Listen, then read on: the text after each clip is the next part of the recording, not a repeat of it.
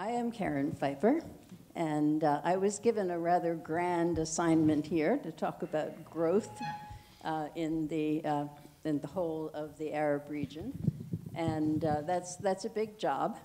So you could get the slideshow going.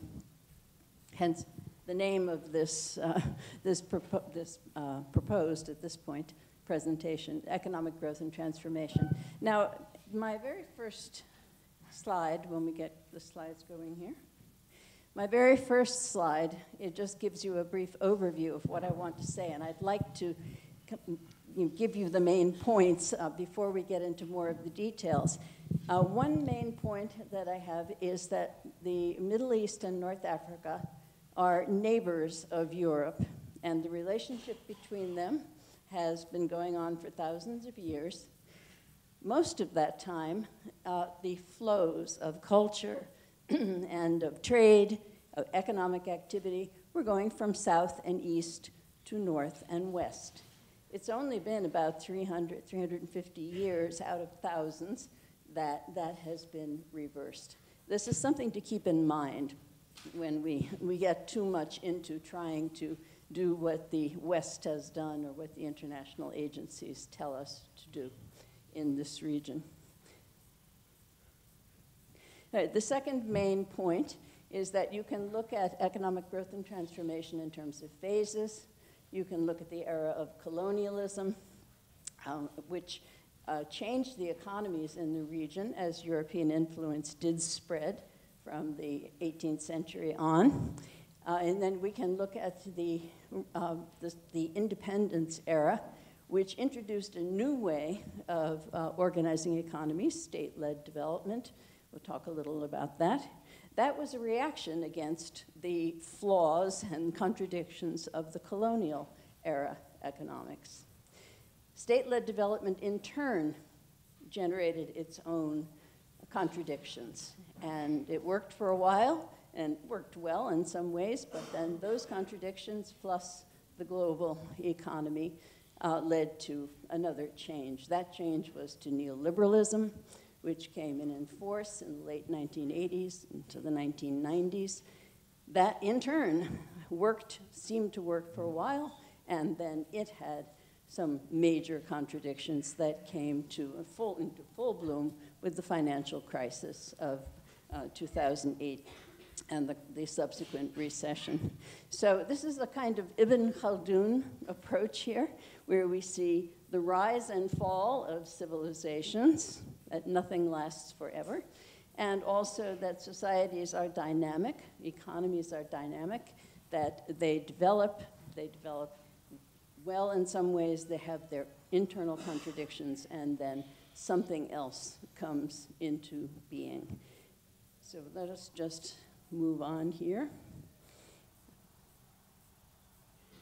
All right, so this is just an illustration, continuous flows between the Middle East and North Africa and Europe for millennia, most of the flows going from southeast to northwest.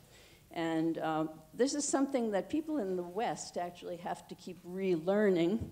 And the Getty Museum outside of Los Angeles put up a new exhibition, this was about a year ago, which really surprised me because the Getty Museum had always focused on classical Greek and Roman society, economy, art, architecture, as though it had sprung full-blown from the ground. And what they had discovered was that, well, a lot of that had come from Egypt and beyond. And so they put up this exhibit, which was really fascinating. So the flows from the southeast to the northwest included some of the most advanced, at the time, advanced medical knowledge, scientific knowledge, navigation, the idea that the world was round.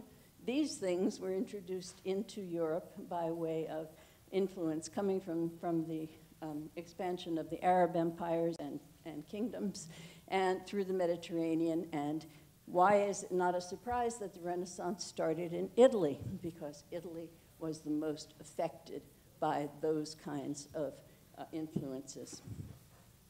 So this is the part of the story where we have influences going in one direction, and this is just an example of that. This is what the trade routes looked like at the height of the Ottoman Empire in the middle of the 17th century. Most trade went through the Middle East region. It was conducted by, it was facilitated by the activities of people living in this region, and Europe was a beneficiary, but not the main actor. Colonialism and imperialism shifted the balance of power toward the Northwest from the Southeast.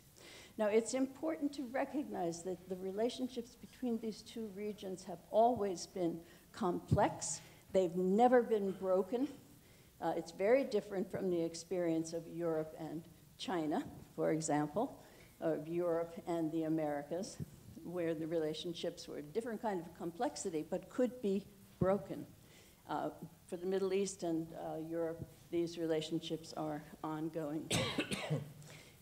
So the form of colonialism that came up in the 19th century with rising European powers was based on their emerging capitalist systems, first mercantilist and then industrializing. And for the industry, they needed a lot of raw materials. The cotton processing industry was the first to really develop in Western Europe, and they needed cotton, raw cotton. Where did they get it from? Well, they didn't grow it in England. They didn't grow it in Germany. They had to get it from elsewhere. So that's one example of the impetus for colonialism, is to looking for the raw materials and then the markets. Well, if you convert a whole economy to producing raw cotton, and they no longer have maintained the capacity to actually process the cotton into cloth, well, then you can manufacture the cloth in England and you can sell it back in the finished form to Egypt or Sudan or West Africa or even India. So the form of colonialism then had the effect of benefiting the expansion of capitalism in Europe, but also changed the economies of those countries into which the European powers expanded. Here we have the famous painting of Napoleon and his armies crushing the poor, benighted people of Egypt and Syria in the campaign around the turn of the 19th century. You know, we could just take the word IMF and World Bank and we could paint it on his white horse, and we'd have something like that for what we've seen in the latter part of the 20th into the 21st, into this century. Okay, so it's just an illustration. Here's what another important motivation for colonialism: the Suez Canal, which was initiated by the French in the 1880s, or maybe earlier than that, then taken over by Britain when France couldn't marshal the full resources needed to build it. Well, how important was that? It made it possible for the European powers to extend their control, their influence, to incorporate even more regions into their economic system. Okay, just the Suez Canal happens to go through Egypt, so we figured that would be relevant. So European penetration and domination extended into the region in the 19th and into the early 20th century. But one of the important things to recognize is that there were other regions of the world, like South Asia and Africa, that were almost totally colonized and dominated. The region of the Middle East and North Africa resisted, kept its own identity to a large extent. And this actually was infuriating to the European powers, because here was their closest neighbor, the one they should be able to dominate the most easily because it's nearby, and they were not able to. A lot of the tension between Middle East region, North Africa region on one hand, and Europe on the other, comes out of that history. So this struggle culminated in culminated in the demise of the Ottoman Empire after World War I. And everybody in this region expected that then they were going to get their own independent nations. We won't go into the problems with Arabs and Jews in Palestine. That was part of the problem. Iran and Turkey had managed to maintain or develop their own independence during this period. Turkey emerged as an integral nation. But then the Europeans were able to accelerate their control with the backing of the United States and the international system. And so their control then, we could talk about France's relationship with North Africa. Algeria, of course, was the most heavily colonized country, what became a country in the region. And Algeria, it took them a long time for them to subdue the interior. But the idea on France's part was to turn Algeria into another part of France. And this involved a very deep undoing of the indigenous culture, economy, and society, and replacement by French. So this is what French North Africa looked like at about 1939. That's French in quotes, North Africa. And it is connected in the French, for the French imperial project, connected to so-called French West Africa. So the kind of continuity there that was very beneficial for France's economy in terms of raw materials, markets, and replacing what had been there before. British domination tended to be broader than France's. It covered more territory. Britain shared power in the Eastern Mediterranean with France.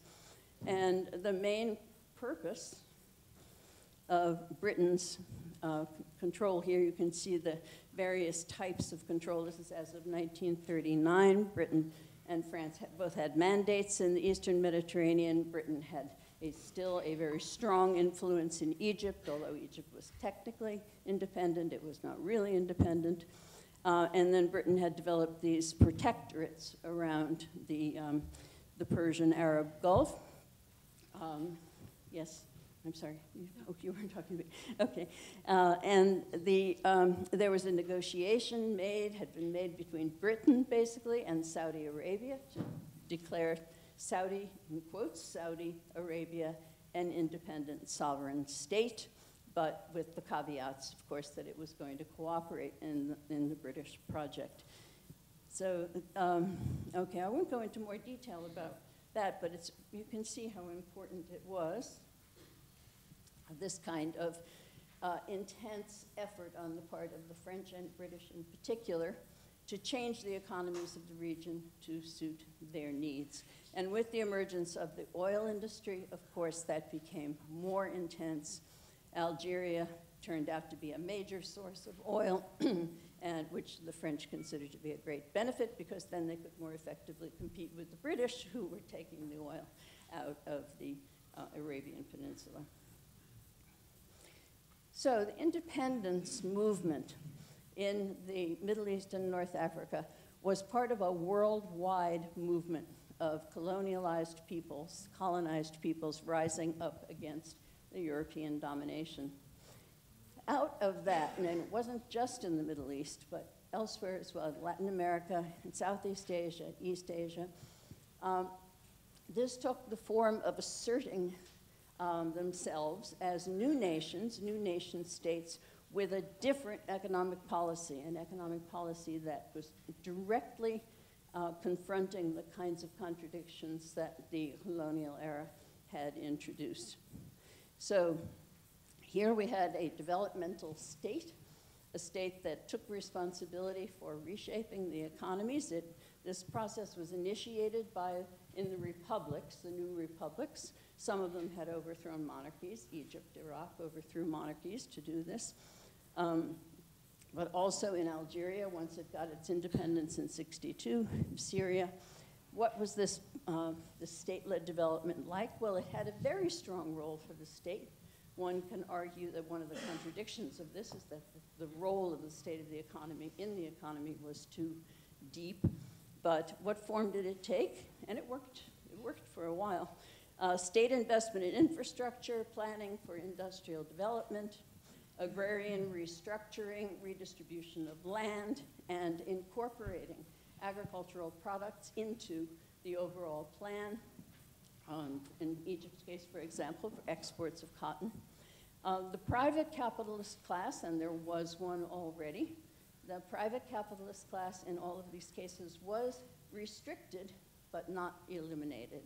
It became more dependent on the state contracts, and providing inputs and so on. It's really important that to recognize that the private capitalist class remained through this period of the state-led development. So this did promote growth and internal transformation of the economy. The economies became more diverse, more complex. Ironically, the monarchies, especially those of the Gulf, and then of course of Jordan and of Morocco as well, they took up this state-led development model. It was unexpected because it seemed to go with the republics, but then it was taken up by the monarchies as well. And they followed the same model, except that some of them became extremely rich because they had very small populations, and it turned out they had great wealth from the extractive industries, from oil, gas, and phosphates in the case of Jordan and Morocco. So they were different in the sense that they had a very small population that could become very wealthy. Their foreign direct investment tended to be mostly in the form of the development of sovereign wealth funds. The wealth that went to the citizens was developed into family conglomerates that could dominate and grow a private sector adjacent to and still ultimately dependent upon the state. And if these countries were that is, the countries especially of the Gulf area, were dependent on the import of labor in order to make their economies work, in order to build the economies, and that is still true today. So social transformation in the state-led model, and that applies to all the republics and the monarchies, was the creation of new middle classes, especially professional, clerical class, and blue-collar working class. There was an expansion of jobs for women, especially educated women. Progress in education and healthcare, human development is measurable progress, significant progress. Thank you. And in some countries, starting from a very low base. In Algeria, in 1962, when they got their independence, only 10% of the population was literate. 10%. And now it's 100%.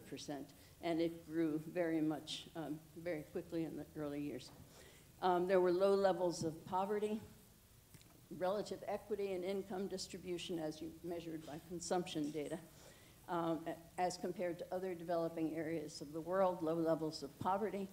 And a key to growth was the export-import of labor, export from the high population countries to the low population countries. And that was an important means of integrating the region. Can't see what I said. And of course the idea of this was like a social contract where you had a strong state that was providing benefits to the people in exchange for their labor and their contributions to the economy and exchange for their acquiescence, what the so-called authoritarian bargain. So here we begin to see some of the contradictions. The erosion of the state-led development model came into full bloom in the 1980s. The internal contradictions included the fact that the state had been so strong and the private sector constricted that they had not developed, for the most part, any significant diversity in exports. So being dependent on the foreign revenues coming in from a narrow range of exports to buy all the imports that were needed, including food and consumer goods, as well as the inputs for industry and some raw materials. This meant that if the price of exports fell, they were going to be in big trouble because they wouldn't have the funds to be able to purchase the imports. and this would lead to serious contradiction. Most countries borrowed as their problems with balance of payments emerged in the 1980s. They had already been borrowing in the 70s to fund their development programs, but in the 80s, continued borrowing became more and more difficult because there was the advent of neoliberalism in the West, the era of Thatcher and Reagan. And this was the introduction of what was effectively a structural adjustment policy in Britain and the United States, constricting the public sector, deregulation of industry, services, financialization, and globalization of trade and the movement of money.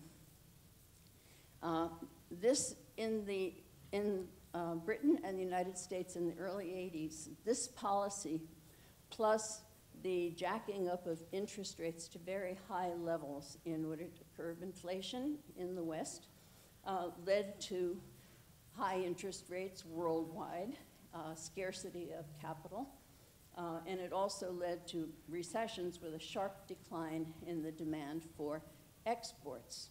So our countries in the Middle East and North Africa were now stuck. Their exports were falling, their revenues from exports were falling. They couldn't borrow more because they couldn't afford to. They were already indebted. And this is what happened to growth in the region in the 80s, a big plunge. And this is too complicated to read to you, but the main point of it is that between 1980 and 1990, the debt to GDP ratio rose in most countries. There are a couple of exceptions, which I can explain, but I won't at the moment. They're not really exceptions. And that led to the shift to neoliberalism. From emanating out of the UK and the US, influence on the international financial institutions, the World Bank and the IMF, led to the change in policy from what had originally been the tasks assigned to the international financial institutions, and instead they went for structural adjustment, which is again, thank you, okay, which again entails stabilization, liberalization, and privatization, exactly the same three policies that had been followed in Britain and the US. These in turn led to the contradictions of rising inequality, the problem, like as Raghi said, problem of the private sector not rising to the job of generating new jobs as the public sector shrank, growth of the informal economy, and other such problems that we've already mentioned. This is just details, what could go wrong. And so what I have included here, I'd be glad to share this PowerPoint presentation with you. Anybody who wants it, I'd be glad to share it. And I have in it some examples of Jordan, Tunisia, Egypt, and Algeria. And I'm just going to skip to the very end. You don't need all these details right now. And this is what happened after the election in Algeria last week. The protesters are still out on the street because the new government, in quotes, has no economic policy whatsoever to address the kinds of demands that the protesters are making. And guess what those demands are? They're the same ones from the uprisings of 2011 that took place across the Arab world. Thank you.